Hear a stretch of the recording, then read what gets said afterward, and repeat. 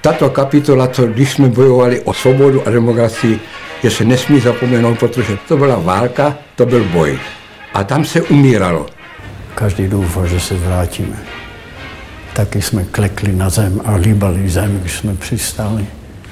Hrdinové vzdušných bojů nad Evropou, kteří nám vybojovali úctu mezi národy všeho světa, vracejí se slavně do Prahy, odkud kdysi prchali jako psanci. No to by bylo taky překrásné, když jsem viděl jako vítězové se vracíme a přistáváme na svobodné půdě svobodného Československa.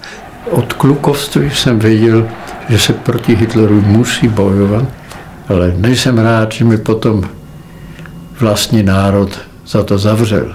Pane Peřino, jste vlastenec? Tělem i duší. Anglická medaile Europe Stars za bitvu o Velkou Británii. Medaile za zásluhy prvního stupně. Důstojník čestné legie. Francouzský válečný kříž.